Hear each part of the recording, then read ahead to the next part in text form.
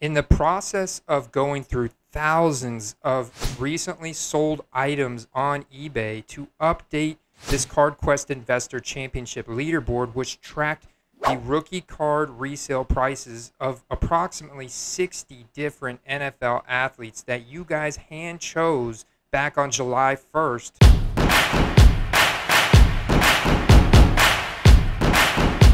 To earn the most profit in the period of 90 days. And I asked you to pick a quarterback, a running back, and a wide receiver, and a specific rookie card for each of those. And I've tracked the prices. And this has been an absolutely eye-opening, mind-blowing experience for me. Great Scott! Because of the information that I've learned by getting down in the weeds of the sold items on eBay, looking at the sold buy it nows and the sold auctions, comparing them against each other, and looking at each of these cards individually. So in this video, I'm here to save you the 6 hours it took me to look up the sold items for each of these 60 NFL athletes and 60 different cards as well, mind you. We had 22 contestants. I'm here to announce a winner. I'm here to go from last place to first place and share with you the incredible insights that I've learned when it comes to both buying and selling cards on the largest marketplace in the sports card industry, and that is eBay. So let's dig in.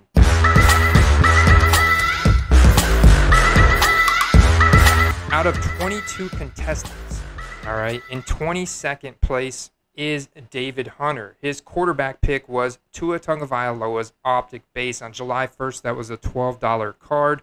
Now, on October 5th, this is a $5 card. And with the base nature of that, he was able to fit in. The most challenging part about this championship was that I only gave you guys a $200 budget. And so with the $200 budget, you had to get a rookie card from each of those players. Now, in a buy it now format, which is one of the biggest, most important tips that I can share with you through this discovery process, through this research process of looking at these thousands of sold football cards on eBay, is that you always, unless you absolutely need to force a sale and liquidate a card, you always want to sell in a buy it now format, especially if it's not a red hot player and it's a very rare card. Okay, that's when it may be advantageous to sell in an auction. And if you do sell in an auction, you have to be very strategic about when you end auctions. And I've seen that the best times to end them is definitely in the evening, at night, but not too late. And sometime, I would say either Wednesday night, Thursday night, Friday night. I would avoid Friday nights, Saturday nights. I would even avoid Sunday during the day and Sunday night at this point, specifically when we're talking about football cards, because a lot of people at that time are actually watching the games. Even Monday Night Football, we tailgate at 6 a.m. No. Every game in this spot. Unless it's a very rare card, like I said, that a lot of eyeballs are going to be drawn to from the hobby, then I would avoid selling in an auction altogether. This Tua base is a prime example. Same day, buy it now, sold for $10. Auction sold for $1.25. Okay, so I gave him an average of $5 on that. His wide receiver pick was DK Metcalf Field Level Silver. That card on July 1st was $125. He was only able to get one because of the price. July 31st, we checked again, still around $125. But now on October 5th, because DK has had a relatively quiet start to his season, Seattle Seahawks are 2-2.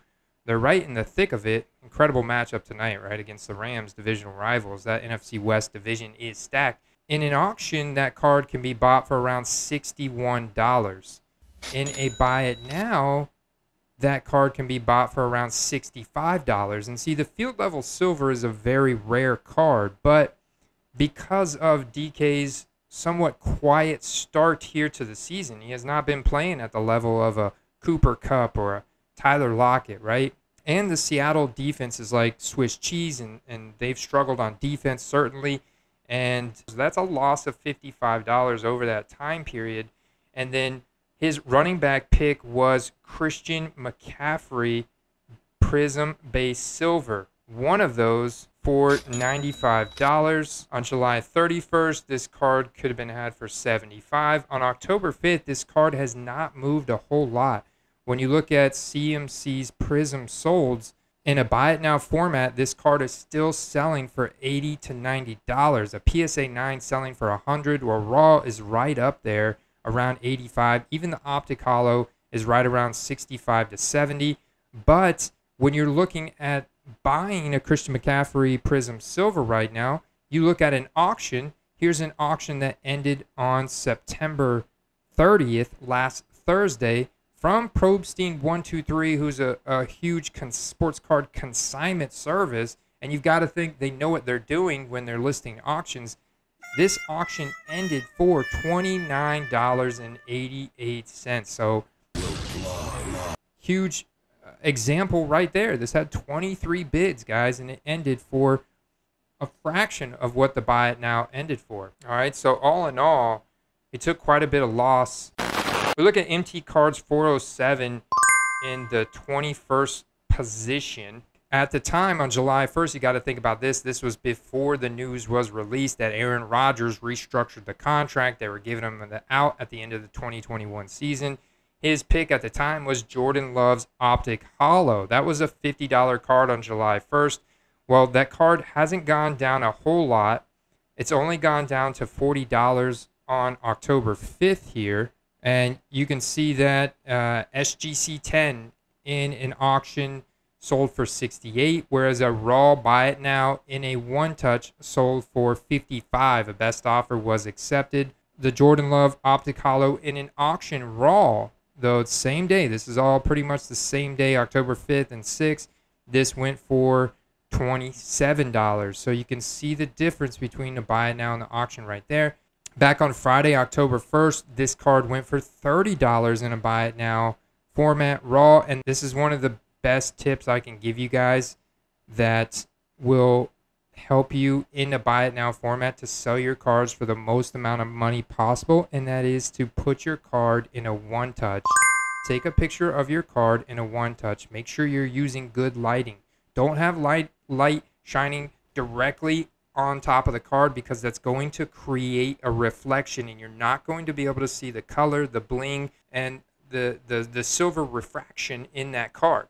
You want to take a picture with light shining like this and your card at an angle. So if your card's tilted up at an angle and you have light coming like this from over top of it, it's going to illuminate this whole area, but it's not going to create a reflection on the card. So what you want to do is illuminate the area above the card, but not create a reflection. And that's how you do that, okay? And if you do that in a one-touch, I've seen this in number of examples, it will increase your resale value. And I would say put in the description, this card does not come with the one-touch, to be completely transparent with the buyer. What the one touch does, it first and foremost shows that you take care of your cards. Secondly, you see how they have these diamond corners of the one touch? It extenuates the corners. It really basically highlights the corners to show how crisp and sharp they are. It also really makes the card look symmetrical, and it just is very aesthetically pleasing. Oh, yeah. When you list cards in a one-touch. So that's an incredible little pro tip that I can share with you guys right there that I've learned from looking at all these buy it now recently sold items.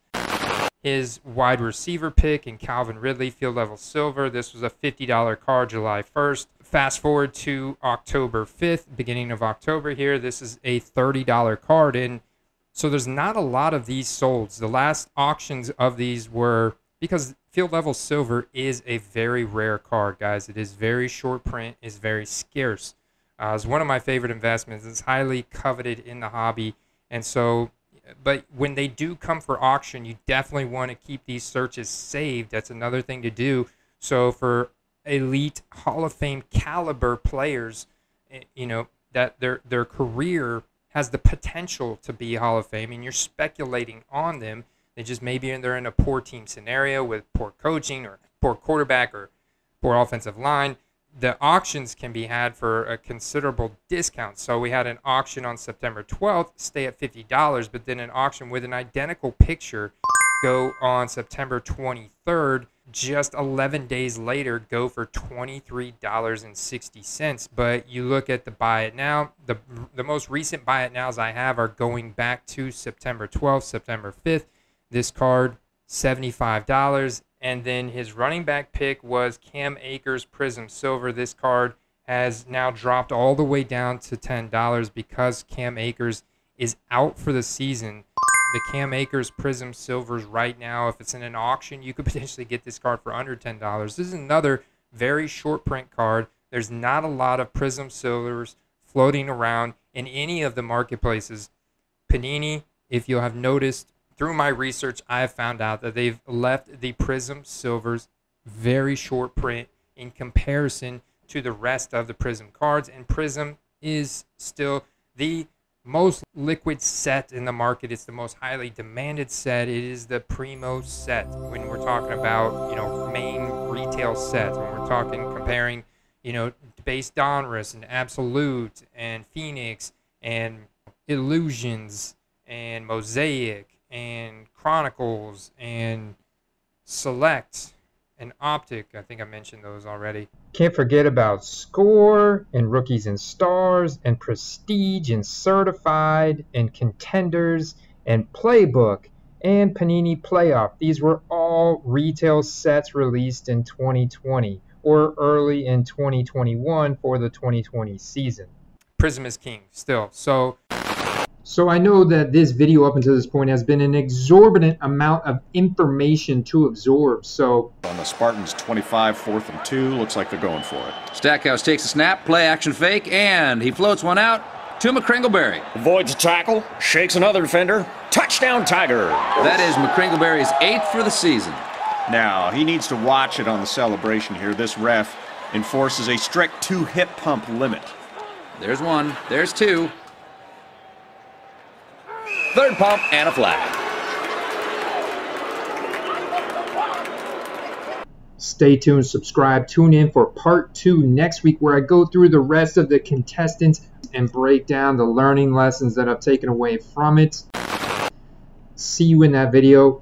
Hey, and if you want my plays of the week, guys, I cannot tell you enough how much I appreciate and love every single one of you guys, but this is an independent show, and I put a ton of time and effort into it, and the only way to grow the show and progress it and take it further is by supporting me over on patreon.com/footballcards.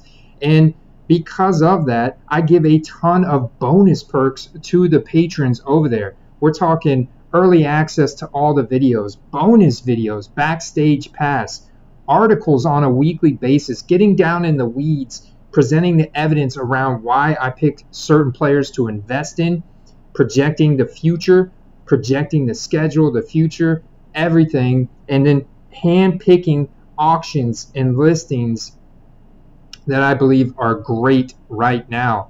And monthly giveaway, Discord with 9 channels, and pretty soon a Card Quest Shark app as well that my good friend Sean from Raven Invest is developing. Thank you, thank you, thank you, guys. Cannot tell you enough how much I appreciate that support over there. Pretty cool light bulb, huh?